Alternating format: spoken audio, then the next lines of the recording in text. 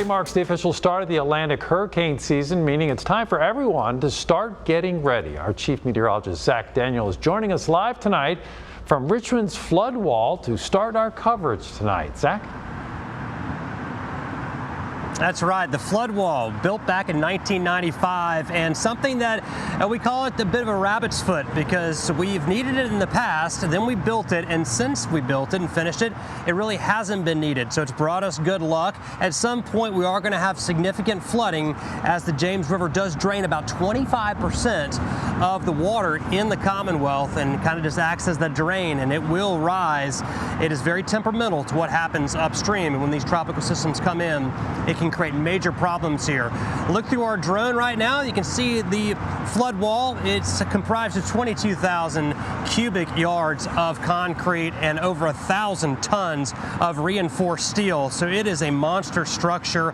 It's got a bunch of gates as well, 19 in total. We're standing in front of one of those right now, and those will roll shut. It's on a pulley system if the waters are expected to rise, and it will protect us up to 32 feet.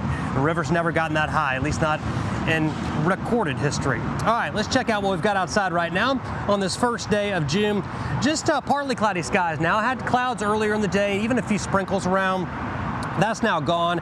Temperatures are mostly in the 70s around here, mid 70s. A little bit of humidity out there as well today. And looking at your forecast for tonight, expect just a couple clouds, maybe a little bit of patchy fog. And then as we get into tomorrow, you're really going to notice the heat. It's going to feel a whole lot more like June as the high temperature will reach 87 degrees, a north-northeast wind at about 5 to 15 miles per hour. Now, should a hurricane be headed for Virginia, the state's Emergency Operations Center, it'll mobilize and it'll bring together local, state, and federal teams to respond to whatever that system might be bringing us. Our Cameron Thompson got a tour of their facility and spoke with one of those in charge of organizing that response. Cam? Yeah, and Zach, we're along the same flood wall you've been talking about. And this Saturday, the city's going to be starting their testing of this to make sure it is ready in case a hurricane does threaten the river city. And it's kind of that mantra of getting ready ahead of time that Patrick Cox has been using himself all these years, preparing for disasters at the Virginia Department of Emergency Management. The hurricane is like any other disaster, only more so. And Patrick Cox would know, as someone who's responded to his fair share of hurricanes in 14 years with the Virginia Department of Emergency Management. Came here just before Irene came along, and that was memorable. We were working in here in 24-hour shifts for many weeks. The here in this case is the Emergency Operations Center in Chesterfield, where Cox is one of the team leads bringing experts together to respond to disasters whenever and wherever they hit Virginia. And allow them to come together and solve the Commonwealth's problems as a team. And Cox says all 17 of what are known as emergency support functions are usually needed with hurricanes. Everybody winds up being touched by the storm in one way or another, either directly through the weather or part of the contribution, part of the solution to the problem. And Cox says when it comes to bringing all these groups together for one response, he relies on lessons he learned early on in life in the Marine Corps. Allow somebody to get good at what their job is and then do their job. Among those groups is search and rescue, whose primary concern is the flooding a hurricane brings, trapping people in cars or their homes. Look at a Cat 3 type storm, which is the middle of the scale. We're looking at 3 to 11 feet of storm surge. And you put it on a map, folks as far west as Richmond could be affected. And as hurricane season arrives, Cox says for them it's now just a waiting game as they try to make preparation the toughest part of the job. So that when the response part of the job becomes part of our muscle memory. So if we're doing our jobs correctly, today's the hardest day of the year. But Cox adds while they're ready for the start of the season, he wants Virginians to be as well, which includes paying attention to weather forecasts and getting ready for an evacuation if told to. Please take our word for it that there's a necessary reason that you're being asked to evacuate. We don't take these decisions lightly.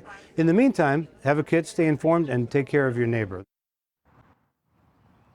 And to help you build that kit and be prepared, on your screen right now, you should be seeing a QR code to some brochures and pamphlets that VDEM has created for Virginians to get ready, whether you live in the coast or further inland. Right here are some paper copies of those brochures. And if you go to our website, WTVR.com, you can find a link to those as well. Zach? All right, thank you, Cam. We've been talking about the top 6 storms here in central Virginia, and we have reached number 1. That would be Isabel. That occurred on September 18th, 2003.